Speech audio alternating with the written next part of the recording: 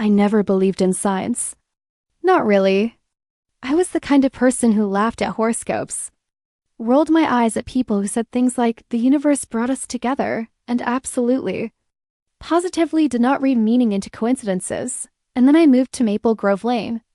And everything I thought I knew about myself turned out to be wrong. My name is Sarah Ellison. I was 32 years old when I packed everything. I owned into a rented truck and drove 4 hours north to a small town called Millhaven. I had left behind a job I hated, an apartment that never felt like home, and a relationship that had slowly, quietly broken both of us down until there was nothing left but politeness and distance. Her name was Jenna. We'd been together for 4 years. And the honest, painful truth was that we had stopped being in love somewhere around year 2. We just hadn't been brave enough to admit it until year 4. When we finally sat down and said the words out loud, there were no screaming fights, no thrown dishes, no dramatic crying in the rain. There was just 2 people sitting across from each other at a kitchen table, looking at their hands and quietly agreeing that it was over. That was somehow worse than a fight would have been. So I left. Not just the relationship. I left the city, the apartment, the barista who knew my order, the park where I used to run on Sunday mornings, the bookshop on the corner of 5th and Alder where the owner always saved me first editions. I left all of it because staying felt like trying to breathe underwater. Possible technically, but not for long. Millhaven was my mother's idea. She had grown up there in a white farmhouse on the edge of town, and she always talked about it the way people talk about a place they carry inside them, like it was less a location and more a feeling. She said it was quiet. She said people were kind. She said the air smelled like pine trees and something else she could never quite name. Something that made you feel like you could start over. I didn't know if I believed her. But I didn't have anywhere else to go. The house I rented was small. 2 bedrooms, 1 bathroom, a kitchen with yellow curtains that the previous tenant had left behind, and a porch that wrapped around the front and sagged slightly on the left side. The yard was full of overgrown grass and a single apple tree that had clearly not been tended to in years. There were apples on the ground, rotting softly in the late September sun, and the smell of them sweet and fermented, and somehow, melancholy hit me the moment I stepped out of the truck. I stood there for a long moment, looking at this small, imperfect house in this small, quiet town, with my whole life packed into boxes behind me. Okay, I said out loud to no one. Okay, I had been carrying boxes for about an hour when I heard the voice. You look like you could use some help. I turned around. She was standing at the edge of the yard, one hand resting on the low wooden fence that separated my property from hers. She was tall, maybe 5'9", with dark brown hair pulled back in a messy bun, a few strands escaping around her face. She was wearing dark green scrubs, which I noticed immediately because they were the kind of scrubs that look like they've been lived in soft, and slightly wrinkled in the way that means someone has been working very hard for a very long time. She had a coffee mug in one hand and she was looking at me with an expression that was warm and slightly amused. Like she found the sight of me sweating, holding a box labeled Kitchen Misk. Looking completely overwhelmed, genuinely endearing rather than pitiful. She had the most remarkable eyes I had ever seen. Dark brown, almost black, with a quality to them that I can only describe as attentive. Like she was really looking. Like most people go through their days half seeing the world. But she was one of those rare people who actually looked. I'm fine, I said. Because that is what I always say, regardless of whether it is true. She raised an eyebrow. Just one. You've set that box down 4 times in the last 10 minutes, she said. I was watching from my kitchen window. Not in a creepy way, she added quickly with a small smile. In a, I'm making coffee and you're interesting way. I stared at her. You were watching me? Observing, she corrected. I'm a doctor. We observe. Something about the way she said it so matter-of-fact, so completely unself-conscious made me laugh. I hadn't laughed in a while. It felt strange in my chest, like a muscle I hadn't used. Sarah, I said, shifting the box to one arm and extending my hand. She crossed the yard and shook it. Her hand was warm and her grip was firm. Dr. Nadia Okafor, she said. But please call me Nadia. I only use the title when I'm trying to get a table at a restaurant. Does it work? Almost never, she said. But it makes me feel better. She put her coffee mug on the porch railing, picked up 2 boxes from the truck like they weighed nothing, and carried them inside without being asked. And that was how I met my neighbor. Nadia helped me move in that afternoon. Not the whole thing. She had been awake for something like 20 hours, she told me. Because she had been on call at the hospital and there had been a complicated delivery just before dawn that had kept her longer than expected. But she stayed for 2 hours, carrying boxes and asking questions and laughing at my labeling system, which she said was either very organized or completely chaotic. I genuinely cannot tell. I had labeled everything with what I called emotional categories. Not bedroom items or bathroom supplies, no, I had labeled boxes, things like things I'm not ready to deal with, mostly photographs and letters, and things from the relationship I was leaving behind. Things that make me feel safe, my books, my grandmother's quilt, my collection of mismatched mugs, and things that belong in a home even though I don't know if this is one yet. Kitchen appliances, the yellow lamp I'd had since college, a small succulent named Gerald. Nadia picked up the box labeled things I'm not ready to deal with and looked at me over the top of it. Heavy, she said. Yeah, I said. She didn't ask what was in it. She just carried it carefully inside and set it in the corner of the spare bedroom, which was the right place for it. When she finally said she needed to sleep, she paused at the door and looked back at me. The afternoon light was coming in through the yellow kitchen curtains, and it was doing something extraordinary to everything, making the walls look golden, making the dust motes in the air look like they were floating in honey. And she stood in that light for a moment, and I thought, without meaning to, I'm going to remember this. Come over for dinner tomorrow, she said. If you want. I make good jollof rice. My mother would argue it's great jollof rice, but I'm trying to be modest. You've known me for 2 hours, I said. I know, she said. But I liked you in the first 5 minutes, and I've been confirmed right for the last 115. So, dinner, 7 o'clock. If you don't show up, I'll assume you're either dead or you hate jollof rice, and either way I'll be sad. She left. I heard the door of her house close. I stood in my golden kitchen with my box labeled things that make me feel safe and thought, maybe my mother was right about this place. I went to dinner. The jollof rice was, as advertised, excellent.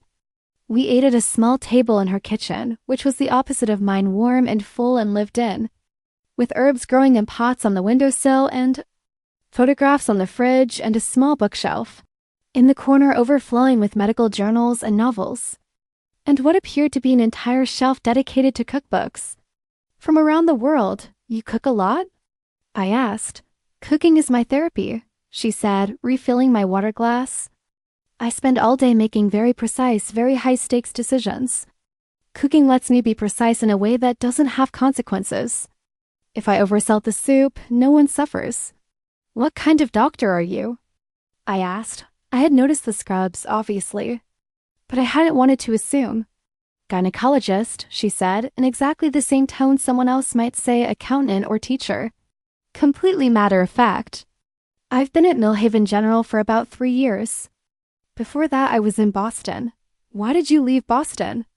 I asked, and then immediately wished I hadn't, because it was too personal a question for a first dinner and I could feel myself flush, but she didn't seem to mind. She looked at her plate for a moment, turning her fork slowly. Same reason most people leave places, she said.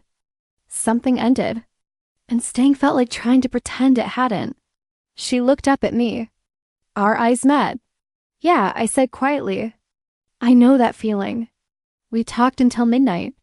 About her work, she spoke about her patients with a careful kind of tenderness, never betraying any confidences but conveying clearly that she felt the weight of what she was trusted with every single day.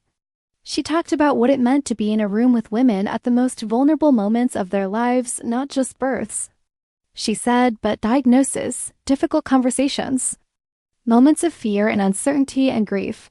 She talked about what it meant to be a Black woman in medicine, the exhaustion of constantly having to prove herself in rooms that weren't designed with her in mind, the specific loneliness of being excellent at something and still having to fight twice as hard for the same recognition. She talked about her mother in Lagos, who called every Sunday and always asked first about her health, then about her love life, then about whether she was eating enough. In exactly that order. What does she say about the love life? I asked. Nadia laughed. It was a full laugh, unconstrained, the kind of laugh that takes over a person's whole face. She says I work too much, she said. She says love doesn't knock on doors that are never open. She says, she paused, still smiling. She says I'm like a beautiful restaurant that has the closed sign up all the time. That's a very good metaphor, I said. She's a very wise woman, Nadia said. Even when I find her exhausting. I told her about myself in return. About growing up outside Chicago.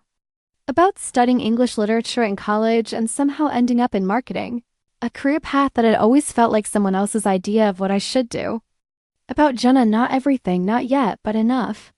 About the 4 years in the kitchen table conversation and the quiet ending that somehow hurt more than a loud one would have. Nadia listened the way she seemed to do everything with full attention. She didn't offer advice. She didn't rush to fill silences. She just listened and nodded and at one point said simply, "That sounds very hard." "I'm sorry." 3 words. But she meant them, and I could tell she meant them. And somehow that was more comforting than anything longer would have been. I walked home at midnight through the cool September air with the smell of pine trees all around me and a warmth in my chest that I hadn't felt in a very long time. I stood on my porch, the sagging left side, and looked up at the stars, which were abundant in a way city stars never are, scattered across the sky like someone had spilled them there carelessly and beautifully. "Okay," I said again to the night. "Okay." This time I meant it differently. October arrived and Millhaven turned into something out of a painting. The trees along Maple Grove Lane went red and orange and gold. And on windy days, the leaves came down in slow spirals that made the whole street look like it was perpetually in the middle of a gentle, beautiful storm. The air sharpened into something crisp and clean. People came out of their houses in sweaters and carried coffee cups on their morning walks and said good morning to strangers like it was the most natural thing in the world. I had never lived somewhere where people said good morning to strangers. It undid me a little. Every single time I had started working remotely, I had found a freelance content writing position that paid enough and required nothing from me except words, which I had plenty of, and a laptop, which I had. I worked at my kitchen table in the mornings with the yellow curtains letting in the pale October light and a mug of tea going cold beside me. And it was the first time in years that work had felt like something I chose rather than something that was happening to. And Nadia and I fell into a rhythm without ever deciding to. She worked long hours, sometimes vanishing for 36 hours at a stretch. When she was on call, but when she was home, she was present in the way busy people rarely are. She seemed to have made a deliberate decision to be fully in her life when she wasn't at the hospital, as if she understood better than most people the cost of being half present, half somewhere else all the time. We had dinner twice a week, alternating houses. I cooked pasta and soup and the occasional ambitious dish that didn't always work out, and she cooked things that smelled extraordinary Nigerian dishes her mother had taught her, and other recipes she had collected over years of travel, each one a kind of story. We read on each other's porches on Sunday afternoons, sitting in the weak autumn sun with blankets over our laps. She introduced me to her small circle of Millhaven friends, a pediatrician named Marcus, who was funny and warm, a librarian named Claire, who had read everything and remembered all of it, a couple named Tom and Rosie, who ran the farmer's market on Saturday mornings. I felt myself unfurling. That's the only word for it. Like something that had been tightly wound for a long time was slowly, carefully loosening. I trimmed the apple tree. I fixed the sagging side of the porch. I painted the front door red. Nadia stood in the street watching me paint it and said, "Bold choice." "My mother always said red doors mean welcome," I said. "Your mother sounds like my mother," she said. "I think they would like each other." "I think so too," I said. There was a moment, just a moment, where we both smiled at the same time. And the October sun was on both of us, and I thought, I haven't been this happy in years. And then, immediately, reflexively, I flinched from the thought. Because happiness felt like something I wasn't allowed to trust yet. Because every time I had thought I was happy before, something had come along and proved me wrong. But October kept being October. And Nadia kept being Nadia. And slowly, carefully, I started to let myself believe it. The title of this story, the thing I promised to tell you about, happened on a rainy Thursday evening in the 3rd week of October. I had been having a hard day. Not dramatically hard.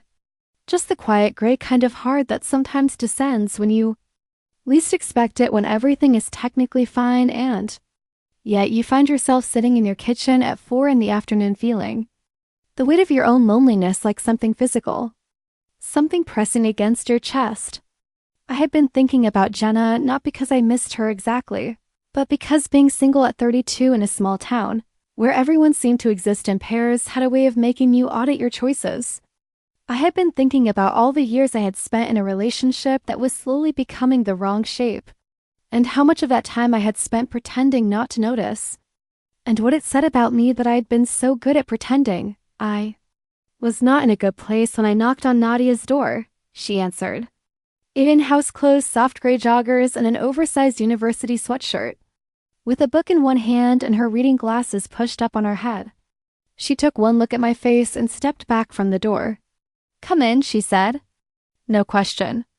"No, what's wrong?" "Just come in." She made tea. She sat across from me at her kitchen table. She waited. I told her about the day. About the loneliness and the self-auditing and the way being happy was sometimes interrupted by a kind of grief I couldn't name. The grief of lost time, maybe. Or the grief of realizing that you had been settling, and that settling had costs you couldn't calculate until afterward. She listened. She held her mug with both hands and she listened, and then she said something I will remember for the rest of my life. "Can I tell you something?" she asked. "Something I almost never tell people?" "Yes," I said. She was quiet for a moment. Outside, the rain tapped against the windows. The kitchen was warm and smelled of tea and the lingering ghost of whatever she had cooked for lunch. "I spent 6 years in a relationship," she said slowly. "That I knew in my heart wasn't right from about year 2. But she was wonderful, she was genuinely, truly wonderful, and I kept thinking, this is as good as it gets. This is what love looks like in real life. Not fireworks. Not certainty. Just this steady, good, slightly wrong-shaped thing." She looked at her mug. "I ended it 3 years ago," she said. "When I moved here, and for a long time I thought the lesson was, you wasted 6 years. You wasted her time. You were a coward." She paused. "But lately, and this is the thing I almost never say out loud, lately I've been thinking the lesson is different. The lesson is that you can't recognize the right shape until you've spent time with the wrong one. You can't know what you need from love until love has cost you something. And that's not a waste. That's an education." She looked up at me. "You didn't waste 4 years, Sarah," she said quietly. "You learned 4 years worth of things. And now you're here.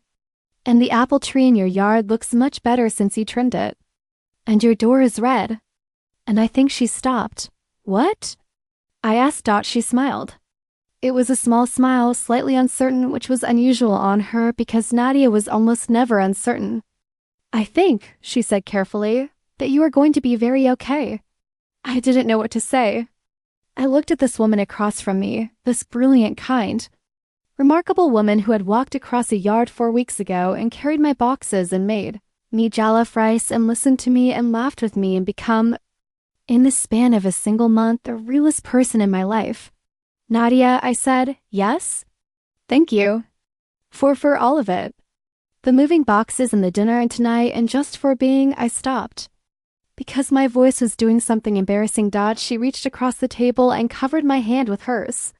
"You're welcome," she said, simply, warmly, like it was easy. Her hand was warm. I looked down at it, covering mine, and I felt something shift in my chest. Something quiet and significant. Like a key turning in a lock I hadn't known was there. I didn't say anything about it. Not then, but I knew. I had known for a while, honestly. I had just been true to form, pretending not to notice. November came in with cold air and the smell of wood smoke. And the first frost that turned everything silver and strange at dawn. I had settled into Millhaven in a way that surprised me with its completeness. I knew the people at the Saturday farmers market by name. I had a table at the coffee shop on Main Street, actually had a table. The one by the window with the slightly wobbly leg. That the owner Claire, different Claire from the librarian, confusingly seemed to hold for me without being asked. I had begun going to a writing group that met on Wednesday evenings at the library. And I had started a project I hadn't expected, a collection of essays about starting over. About all the shapes a life can take. I was, by any reasonable measure, doing well, but there was something gathering in me, this feeling about Nadia that I didn't know what to do with. It was warm and certain and slightly terrifying. It was the exact opposite of the slow, quiet fading I had experienced in my last relationship. This was not a dimming. This was, if I was being honest, a brightening. Everything was brighter when she was in it. The color and depth of ordinary days increased when I knew I would see her. I hadn't said anything. Because Nadia was my neighbor and my friend. And possibly the best thing in my new life. And the prospect of saying something and being wrong, of misreading. The warmth and the attention and the handover. Mine was exactly the kind of risk that made me want to swallow the feeling whole and never look at it again. And then, one Tuesday in the second week of November, she called me from the hospital. She didn't usually call during the day. She texted, if anything, short, efficient messages, occasional photos of things she found funny or beautiful. A call during work hours meant something was different. I answered immediately. Hey, she said. Her voice was different. Not frightened, exactly. But quieter than usual, smaller. What's wrong? I asked. She told me. One of her patients, a young woman she had been caring for through a complicated pregnancy, had been admitted that morning with an emergency. Things had been precarious for several hours. Nadia had been in the room for most of it, navigating the crisis, making decisions, staying completely steady and professional the whole time. She's okay, Nadia said. The baby is okay. Everyone is okay. A pause. I needed to tell someone that. I needed to say it out loud to someone. I'm here, I said. I heard her exhale. Long and slow, like she'd been holding it for hours. I know, she said. That's why I called you. Something about those 4 words, that's why I called you, lodged themselves somewhere deep in my chest and stayed there. Do you want company? I asked. I can come to the hospital. I'll wait in the lobby with terrible vending machine coffee, and you don't have to. I know I don't have to, I said. Do you want me to? A pause. Yes, she said. I would like that. I drove to Millhaven General. I sat in the lobby with 2 cups of vending machine coffee, which was, as advertised, genuinely terrible, and I waited. She came down about 40 minutes later, still in her scrubs, her hair still in its working hours bun, her eyes tired. She saw me across the lobby, and something in her face shifted. A kind of relief that was also something else. She sat down beside me. I handed her the coffee. She took it and wrapped both hands around the cup and sat there for a moment without saying anything. Thank you, she said. The coffee is really bad, I said. I know, she said. It tastes like effort. I appreciate the effort. We sat there for a while. The hospital hummed and moved around us. She told me more about the morning, the clinical details, the decisions, the particular quality of fear that comes not for yourself but for someone else entirely. She talked about why she had chosen this specialty. Really chosen it past the practical reasons and the intellectual. Challenge and into the core of it. The belief that being present with women in their most vulnerable moments was the most important thing she could think to do with her abilities. Some days it's so heavy, she said quietly. The weight of being trusted that much. But you carry it, I said. She looked at me sidelong. You always carry it, I said. I've watched you for 2 months. Nadia, you carry everything carefully and well. And then you go home and you cook and you read and you come over for dinner and you laugh and you're so present. Even after days like this. How do you do that? She was quiet for a moment. Honestly? She said. Honestly. It's been easier, she said carefully. Since September, I looked at her. Since a moving truck showed up next door, she said. And a woman with a completely irrational box labeling system needed help carrying things. She was looking at her coffee cup. Her jaw was set in the way it got. When she was being more honest than she found comfortable, my heart was doing something extraordinary in my chest. Nadia, I said. I know, she said quietly. I know it's complicated. You just came out of something. You're still stopped. I'm not trying to make this into something you're not ready for. I wanted you to know. Because I'm apparently terrible at keeping important things to myself. You're not terrible at it, I said. You're wonderfully terrible at it. You're the worst at it in the best possible way. She looked up at me then, and I looked back, and there was no pretending between us in that moment. No misreading. We were both looking clearly. I came here with nothing, I said slowly. I had a truck full of boxes and a broken heart and absolutely no idea what I was doing. And then you walked across a yard with a coffee mug and Justy shook my head, smiling. You just made it easy. You made everything about this place easy. You made it easy too, she said softly. You showed up and you were honest about being lost, which is the bravest thing a person can be. And you trimmed the apple tree and painted your door red and started writing again and you were right there. Next door, and I had the clothes sign up like my mother's house. And then somewhere around week 3 I realized I had taken it down. The lobby of Millhaven General was not by any reasonable measure a romantic location. It smelled of antiseptic and vending machine coffee. The lighting was the particular harsh brightness of hospitals that makes everyone look slightly uncertain.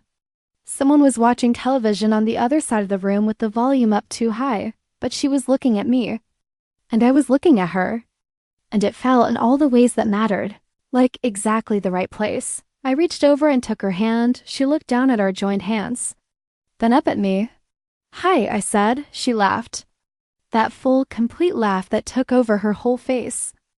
Hi, she said. December in Millhaven was something I was completely unprepared for, not the cold I had grown up near Chicago. I understood cold.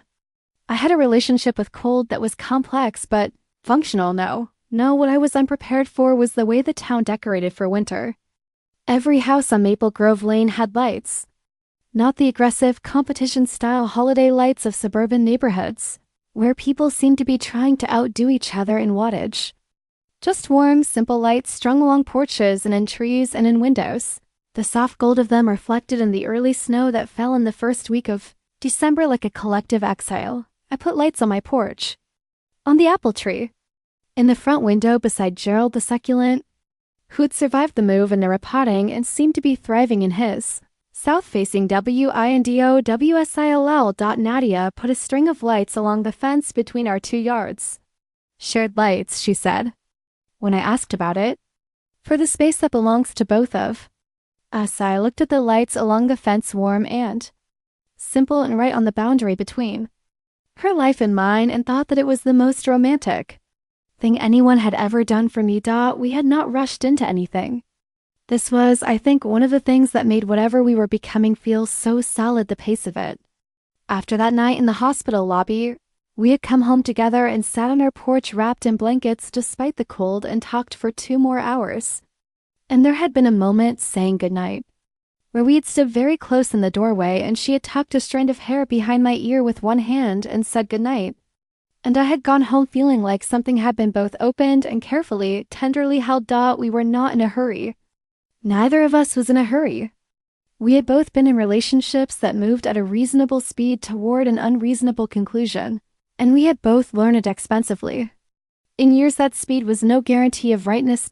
So we moved at the pace of autumn becoming winter, slowly, beautifully, with the specific quality of attention that comes when you are trying to see everything clearly because you know it will matter. She drove me to work one morning when my car wouldn't start in the cold. She had a later start and I had an early call and it was just a 10-minute drive. And she played music and sang along unself-consciously, and I sat in the passenger seat watching her and thinking, oh, there you are. That's what this is. I cooked for her on a Thursday when she came home from a terrible day that she couldn't tell me much about confidentiality, but the shape of it was visible in the way she moved. Carefully and with too much control, the way people move when they are keeping themselves very together by force of will. I made her mother's recipe. I had asked her mother for it on a Sunday call that Nadia had put on speaker while she pretended to be annoyed by my scheming, but was visibly touched. I made a goosey soup and I did not do it as well as her mother would have, but I did it with love, which she said counted for most of it. She sat at my kitchen table and ate 2 bowls and said nothing for a while. And then she said, Sarah, yeah? I am very glad you moved here. Me too, I said. She looked at me across the table. The yellow curtains were still there. I had kept them. They had become mine now, and the winter light coming through them was different from the autumn light, cooler and more silver, but still doing that thing where it made everything look like it was inside a small warm world. I haven't felt like this, she said carefully, in a long time. Like what? I asked, even though I thought I knew. Like myself, she said. Like, I don't have to apologize for taking up space. Like someone sees me, not just the doctor, not just the degrees, not just the person who has it together, but me. The person who sings in the car and talks to her herbs and calls her mother. Too much and doesn't know how to watch sad. Movies without crying at least a little. You cried at that documentary about the penguins. I said. The penguin was having a hard time. She said firmly. He was, I agreed. It was very emotional. She laughed. Then she got up and crossed the kitchen, and I stood up too without quite deciding to. And she put her arms around me, and I put mine around her, and we stood there in the winter light in my yellow curtain kitchen and just stayed. For a long time. Her chin resting on the top of my head. My face against her shoulder. Hi, she said, into my hair. Hi. I said. My mother came to visit in the 3rd week of December. She drove up from Chicago in her 15-year-old Subaru with the cracked rear bumper and the bumper sticker that said well behaved. Women seldom make history in the back seat full of gifts she'd been accumulating. Since I moved kitchen things and candles and 3 types of tea and a hand-thrown mug from a potter she knew in Hyde Park, she arrived on a Saturday afternoon and stood on the street looking at my house for a moment before she came in. The door? She said. Red, I confirmed. Perfect, she said, and walked in. She inspected everything with the careful attention of a woman who has spent 30 years building her own home and knows what a home requires. She ran her hand along the kitchen counter. She stood in the doorway of the spare room that still had the box labeled things I'm not ready to deal with smaller now, because I had slowly over the weeks been going through it, and nodded. She looked out the kitchen window at the fence with the lights on it. Who's the neighbor? She asked. Her name is Nadia, I said. My mother turned around and looked at me. Sarah, she said. Yeah? You sound different. Different how? She considered. Like yourself, she said finally. You sound like yourself. The self I haven't heard in a few years. Something in my throat got tight. I know I'm early, she said, but I want you to know whatever this is, however it goes, I am glad. I am so glad for you. You deserve, she paused, taking a breath, you deserve to feel the way you sound right now. I sat down across from her. We looked at each other across the table. My mother, who had grown up in this town and told me the air smelled like something she couldn't name. Something that made you feel like you could start over, and I thought about all the ways a mother's knowledge of a place can be a gift she passes to her child. I want to meet her, she said.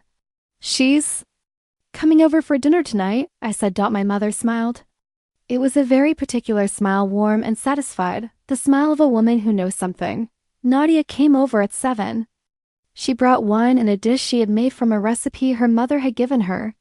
And she shook my mother's hand and said, I've heard so much about you. And my mother said, I've heard about you too, and the jollof rice. And Nadia laughed and said, I'll make it for you before you leave. And my mother said, I was hoping you'd say that. They talked for 3 hours. They had, as I had predicted and Nadia had predicted, a great deal in common. They were both women who had built extraordinary things from places that hadn't always made room for them. They were both women who led with warmth and followed with precision. They were both women who believed deeply and without apology that taking care of people was one of the most important things you could do with your time. At the end of the evening, when Nadia had gone home, my mother and I cleaned up together. We moved around the kitchen in comfortable silence for a while, and then she said, without looking up from the dishes, she looks at you the way you deserve to be looked at. I stopped what I was doing. Like you're worth paying attention to, she said. Like she's glad you're in the room. Like she stopped, choosing the word. Like she sees you, Sarah, not who she wants you to be or who she needs you to be.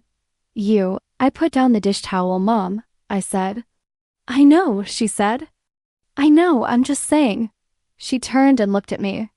Don't be afraid of it, she said. Just because something has gone wrong before doesn't mean it has to go wrong again. You're allowed to be happy. You always were. On Christmas Eve it snowed, not a polite dusting of real snow. Starting at mid-morning and continuing through the afternoon and into the evening, covering everything in deep, quiet white. Maple Grove Lane became something out of a childhood imagination, every surface soft and silver.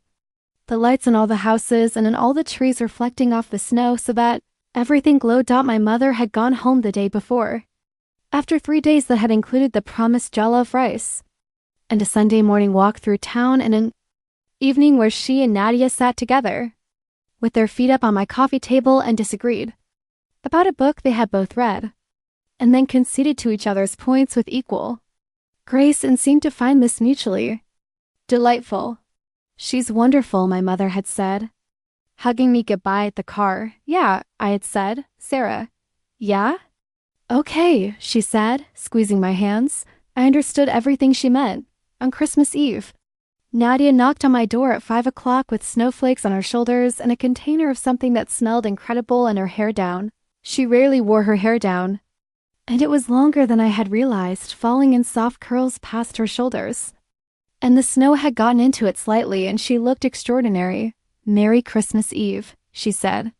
Merry Christmas Eve, I said. We spent the evening in my living room. I had put up a small tree, genuinely small, like 3 feet tall, sitting on the coffee table and decorated it with lights and a handful of ornaments I had brought from before and a few I had bought at the Millhaven Christmas market. The lights were on and the room was warm and we had food and a bottle of wine and the snow was coming down steadily outside. We talked for a while, and then we ran out of talk in the comfortable way that happens between people who have run out of the need to fill silence. We were sitting on the couch with our legs overlapping, her feet tucked under my thigh, my feet up on the coffee table, and she was looking at the small tree and I was looking at her. And I thought about everything that had happened since September. The truck and the boxes and the jollof rice and the hospital lobby and the lights along the fence and my mother's face. And I thought about what Nadia had said that rainy Thursday evening in October. You can't know what you need from love until love has cost you something. That's not a waste. That's an education. Hey, I said. She turned to look at me. I want to tell you something, I said. Okay, she said. She had that attentive look, really looking. I came here broken, I said. Not in a dramatic way. Just in the way things get broken when they've been under the wrong kind of pressure for too long, quietly, on the inside. I looked at my hands. And I didn't think, I hoped, but I didn't really think that coming here would actually fix anything. I thought it would maybe just be a different background for the same sadness. I looked up. And then you walked across a yard with a coffee mug, I said. She smiled. And you made it easy, I said. Not easy like effortless. Easy like you made it feel safe to be exactly as lost as I was. You didn't need me to have it together. You just needed me to be honest, and I could do that with you, and that was I stopped. That was something I hadn't had in a long time. Maybe ever. She was very still, listening. I know we've been careful, I said. And I'm glad we were. I needed that. I needed the time and the slow of it. But I want to say clearly so there's no ambiguity. I took a breath. I am in love with you, Nadia. I have been for a while. And I'm not scared of that. That's the remarkable part. Usually I'm scared of everything, but the sigh shook my head. This feels like something I know. Like coming home to a place I've never been before. The snow was coming down outside. The tree lights were on. The room was warmed out. Nadia looked at me for a long moment. Her eyes were doing that thing, that fully attentive, really looking thing, and there was something in them now that was soft and bright and completely open. Sarah?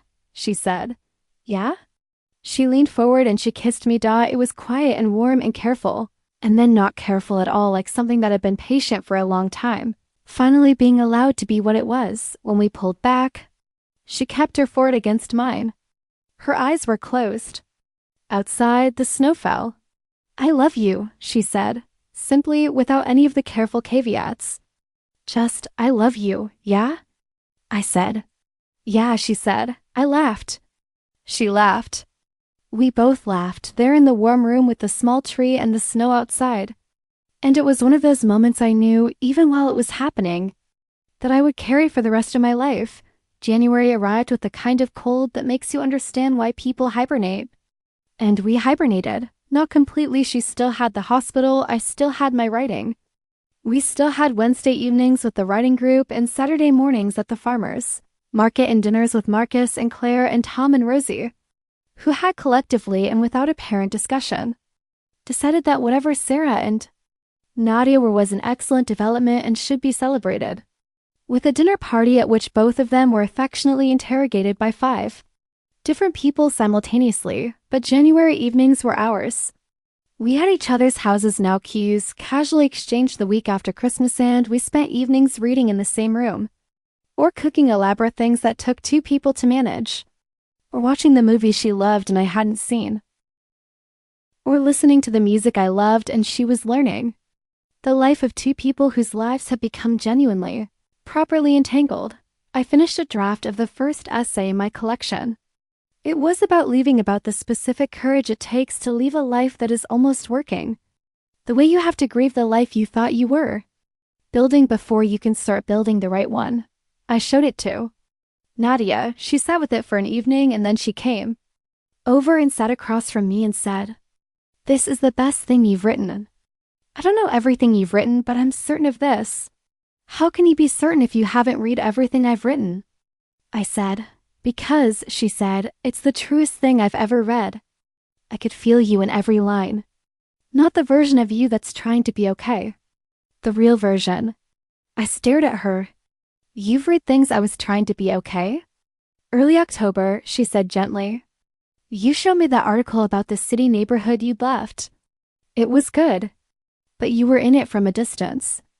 Like you were reporting on your own life. This," she touched the pages, "this is you in it." I thought about what she was saying for a long time. "I haven't been brave enough to write from inside my own life," I said. "I think I've been afraid that if I got too close to it, I'd see something I didn't want to see." "And now?" she asked. "Now," I said, "I think I want to see everything." She reached over and took my hand.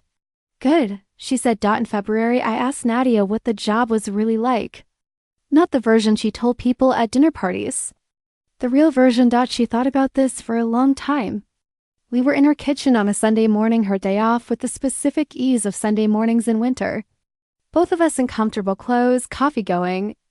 No particular schedule. "I'll tell you what I tell almost no one," she said finally. "Please," I said. She told me about the weight of it. Not in an abstract way, in a specific, honest way. About the morning she arrived at work and stood in the hospital parking lot for 5 minutes just breathing, preparing. About the patient she thought about in the evenings. Not because she was worried. She had learned over years to hold professional and personal separate, a necessary skill for longevity in medicine, but because caring about people is something that doesn't automatically turn off at the end of a shift. She told me about the particular nature of her specialty, the intimacy of it, not just physical but emotional. How her patients came to her at the most vulnerable intersections of their lives, their bodies, their futures, their fears about things they couldn't control. How much of her job was not medical at all, but simply the act of being a steady and trustworthy presence in a room where someone needed that. "I chose this specialty," she said, "because I wanted to do something that mattered to women specifically. I grew up watching my mother and my aunts navigate a medical system that wasn't designed for them, wasn't listening to them, was frequently dismissive of their symptoms and their intelligence. I wanted to be part of changing that. I wanted to be the doctor I wished my mother had had." She was quiet for a moment. "Most days I feel like I'm doing that," she said. "Most days I leave work tired," but she searched for the word filled, like a thing that has been used for its right purpose. "And the hard days?" I asked. "The hard days," she said. "I come home and I cook. Or I read. Or," she looked at me lately, "I come home and I come next door. That's what I'm here for," I said. "No," she said. "You're not here for that. That's not why she stopped. "You're not a support system, Sarah. You're a person I love. There's a difference. I don't need you to take care of me. I just want you near. Because near is better. Everything is better near." I thought about what she'd said for a long time. There's a difference. She was right. I had been a support system in my last relationship, or tried to be. while quietly running on empty myself, and it had slowly hollowed both of us out. What Nadia was describing was different.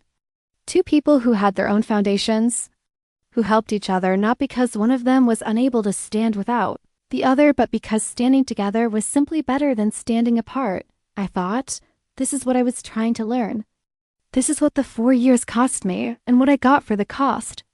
Near is better, I agreed. By March, the snow was retreating. The apple tree in my yard, which had arrived in my life looking bedraggled and unloved, in which I had spent an autumn pruning and a winter watching, bare-limbed and patient, began to bud. Small, cautious buds, pale green against the brown wood, easily missed if you weren't looking. But I was looking.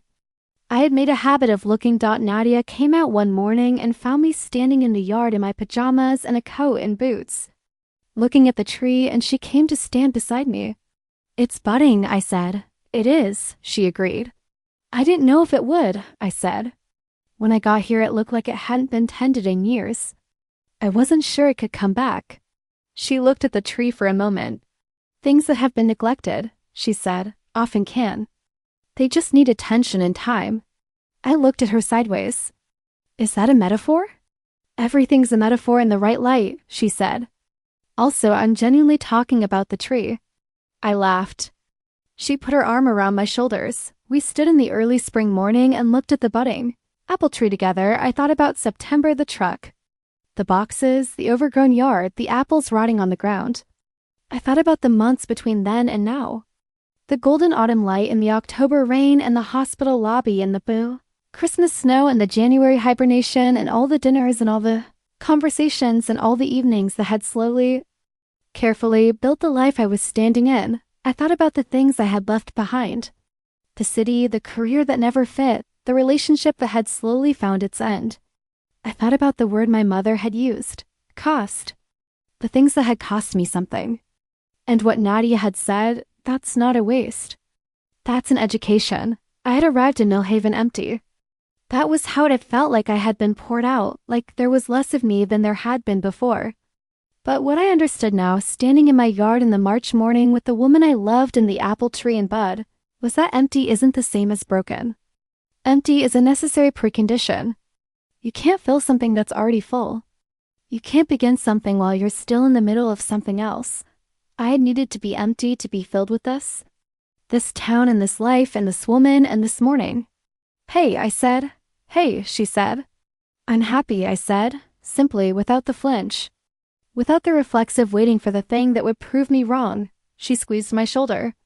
Me too, she said. People sometimes ask me, friends, family, the readers who have found my essays, what my neighbor, the gynecologist, told me that changed things. They expect it to be medical advice. Maybe. Or wisdom about the body, or about women, or about the specific things a doctor learns from a life spent in the most intimate rooms. They expect it to be something clinical or extraordinary or profound in the way that extraordinary things are profound. But here's what I tell them. The most important thing she told me was this. You can't know what you need from love until love has cost you something, and this, you sound like yourself. The self I haven't heard in a few years. No, wait. She didn't say that. My mother said that. But Nadia made it possible for my mother to say it, so I'm counting it, and this, near is better. Everything is better near, and this is maybe the most important. She told me without words. She told me by walking across a yard with a coffee mug when she didn't have to. By carrying boxes she wasn't obligated to carry. By making room at her kitchen table and her Sunday afternoons and her life for a woman who arrived in her neighborhood broken and empty and scared, she told me. Every day, by being completely, and without apology, herself, brilliant and funny, and tender and exacting and warm and real, and by making enough room for me to be completely and without apology myself in return. That is what she told me, that you can arrive somewhere new and broken and empty and still with time, with the right conditions, with the extraordinary luck of finding the right neighbor, become full again. That starting over is not the same as failing. That the apple tree in the neglected yard still has the capacity to bloom. That the door you paint red is the door that says welcome. That love, when it is the right love, does not feel like a thing you are barely keeping up with. It feels like coming home. A year after I moved to Maple Grove Lane. On a Thursday evening in late September, when the leaves were just beginning to turn, I was sitting on my porch the repaired, no longer sagging porch with a mug of tea in my laptop and the first completed draft of my essay collection, which I had just emailed to an editor in New York who had read an essay I published online and reached out to ask if I had more. I had more. Nadia's car came down the lane and pulled into her driveway. She got out still in her scrubs because she'd had a long day. I could tell from how she moved, and she looked toward my porch and saw me, and the tension in her shoulders changed. That was the thing. That was the thing I would never stop noticing, the way her body changed when she saw me. Not dramatically. Just a small, genuine release. Like something she was carrying got slightly lighter. She crossed the yard. She came up onto my porch. She sat down in the other chair without asking, because she didn't need to ask anymore. I handed her my mug. She was always cold in autumn evenings, and she wrapped her hands around it and leaned back in the chair. "How was your day?" I asked. "Long," she said. "Good, mostly long." She paused. "How was yours?" "I finished the draft," I said. She looked at me quickly. "Sarah," I emailed it. "Sarah." She sat up. Her eyes were doing the attentive thing, the really looking thing, and there was something in them that was joy, clean and simple and completely real. That is wonderful. That is completely wonderful." "I know," I said. She reached over and took my hand. The apple tree at the edge of the yard had a few late apples on it, actual apples this year, the first real fruit in what must have been years.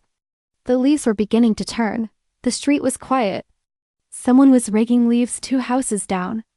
A dog was barking somewhere. The late September light was doing that extraordinary thing it does, the golden thing. The thing that makes everything look like a painting of itself.